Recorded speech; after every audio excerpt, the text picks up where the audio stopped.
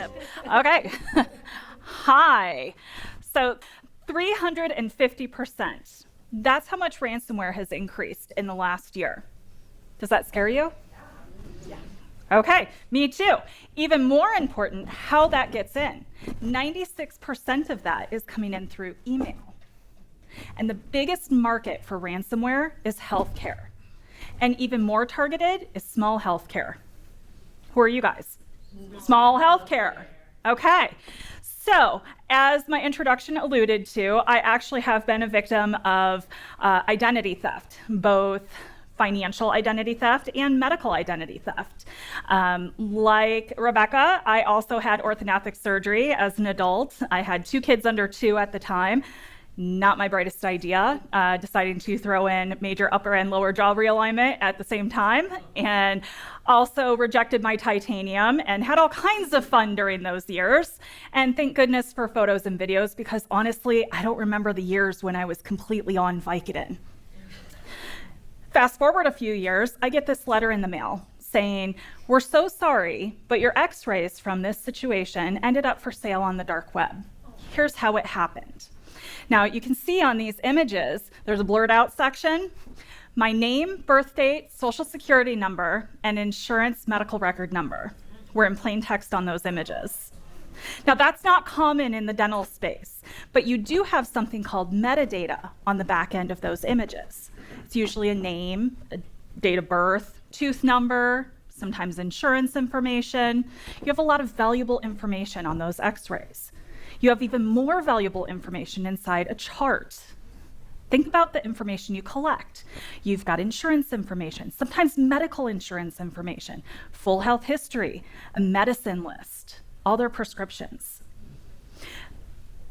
How much do you think my name, birth date, social security number, and insurance number is worth to a hacker that wants to buy it? $385.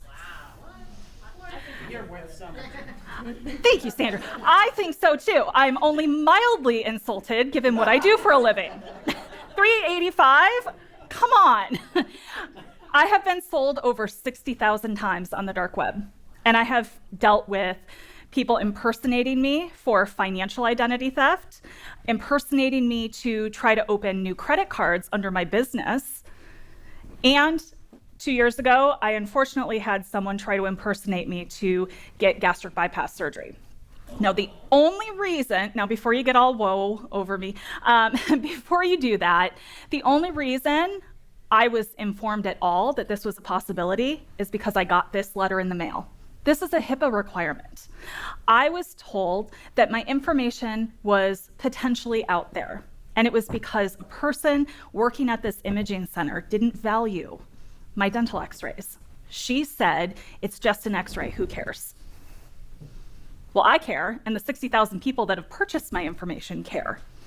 Now, when my insurance called me to verify the extra safeguard I put in place to prevent such incidents from happening, she said, "We just need your PIN code, ma'am, and we can get your gastric bypass surgery started." And I said, I know I let myself go between 3 kids and COVID, but I thought I was somewhere between curvy and fluffy, not morbidly obese. Are you sure you have the right person? And she hesitated for a moment, read back all my information, and said, "I think we have a problem." In 2024, I am still cleaning up my medical record. Now, I don't say this to scare you or to make you feel bad for me, but I tell you this because it's happening over and over and over, and it's happening to dental practices and patients of yours all over this country. Now, I could say that it's really difficult and it's complicated, and HIPAA is thousands and thousands of pages of regulation, and cybersecurity is really complicated. But the reality is, I can break it down into 3 very simple things. Now, many of you in this room see me and go, "Oh no, it's the Grim Reaper, she's the fun hater, and I just don't want to talk about anything with her because it's scary." You have. Every Tuesday. But the reality is, I can break it down into 3 very simple things. Now, if I did that, would you embrace it? Yes. Yeah, okay, so what are they? They're people, process, and technology. These 3 things. Let's talk about technology first. If you are not working with a professional IT provider, you should, because this is the new standard of care for IT technology. And if your IT guy isn't doing at least this, you need a new geek. And I say that lovingly, I'm married to one. I used to employ them. Now, you also need to make sure you encrypt everything. I don't have my phone on me, but that's a mobile device. I see a lot of laptops and tablets in here. Those are mobile devices that are being used in practices. Everything should be encrypted, if at all possible. Locking your screen so that when a patient is left alone in the room to get numb, or they're left alone in a consult room, or if the front desk steps away to use the restroom or go to lunch, those computers are not available to be touched. COVID taught us a lot of things. It definitely taught me that people have zero boundaries. And because everyone learned how to use Zoom during COVID, everyone's now a computer expert. So I have had more than one call of people messing around inside a computer, trying to pull their own records, trying to get on whatever social media platform that particular age group is into. I'm an elder millennial, so I still go to Facebook. And then what about doing things like two-factor authentication? Giant pain in the butt, right? We all hate it. This is the single easiest and simplest thing that you can do to protect all of your accounts. So the Navy SEALs have a really great phrase. They say, embrace the suck. I say, embrace the suck that is security.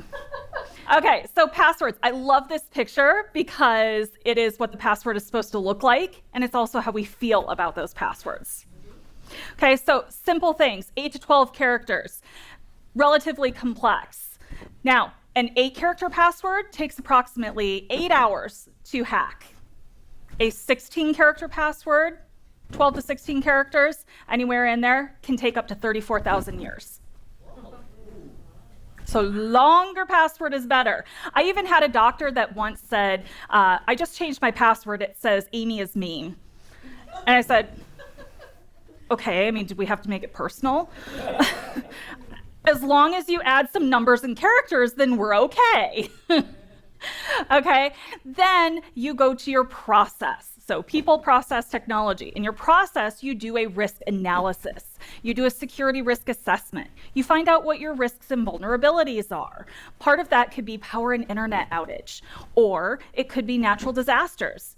Up until recently, I lived in wine country in Northern California, and I've got some great stories about how one time I ended up falling into an open dishwasher in the middle of a fire evacuation and ended up needing rotator cuff repair surgery. That's a story for another time.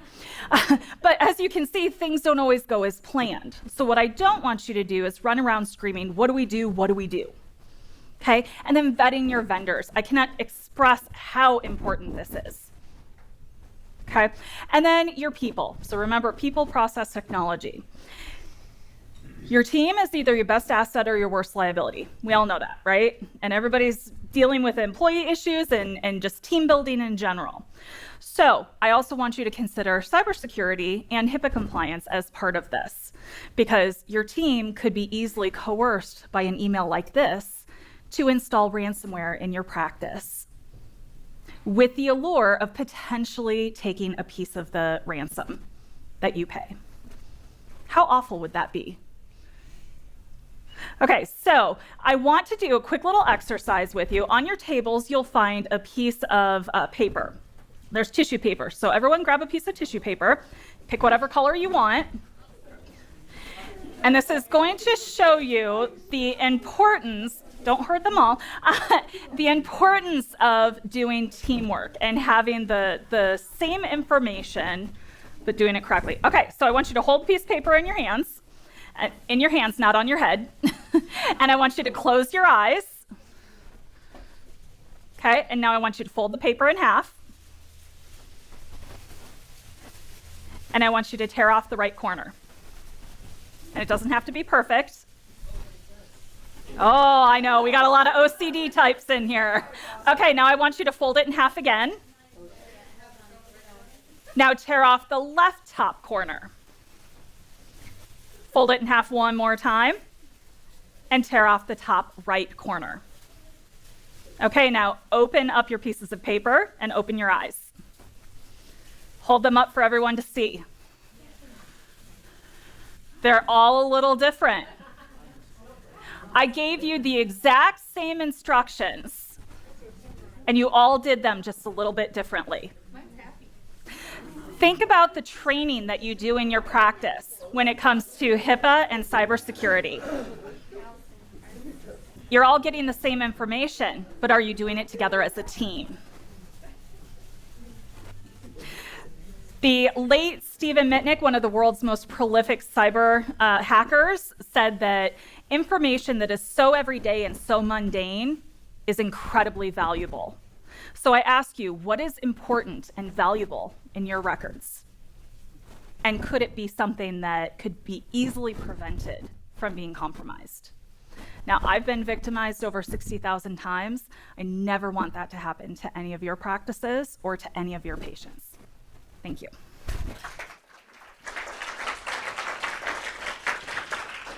I don't know how, but Amy always makes this information kind of fun. And I appreciate that very much. It's That's also my very favorite part. scary. I will be going to my room later and changing all of my passwords and Maybe don't connect to the hotel Wi-Fi. yeah. I did know that. Is hotspot okay? On yours? On my your phone? hotspot? Yeah, okay. All right. Whew. All right. Hilton doesn't like it when I hack the Wi-Fi. Marriott didn't care. Good to know. When you bring this message to our dental practices and teams, do you offer this information in a workshop, as a lecture? What does that typically All look of like? the above in every time length, every concept. I'm not new at this. I've been doing this a long time now. Yeah. Okay. Amazing. I'm grateful for this information. I've worked with a practice who's had something significant like this happen to them, and it was a very, very expensive and detrimental issue. So, I think the most I've ever had a practice pay was $280,000 out of pocket. yeah. It's significant. So this is important stuff. And these hackers, man, it's kind of like the embezzlers. They're very creative. I wish that they would use that skill set for something a little more nice. Very lucrative. Yeah. I mean, you can buy or sell a list of Instagram passwords for about $800. Wow. And that's a quick cash grab. The longer term game is more healthcare records, and they can go for up to $1,200 a person. Yeah. Apparently, I'm not worth that. Well, we all think you are, and we are very grateful for you bringing this information into our industry, because clearly we all need it. Thank you. Thank you so much, Amy.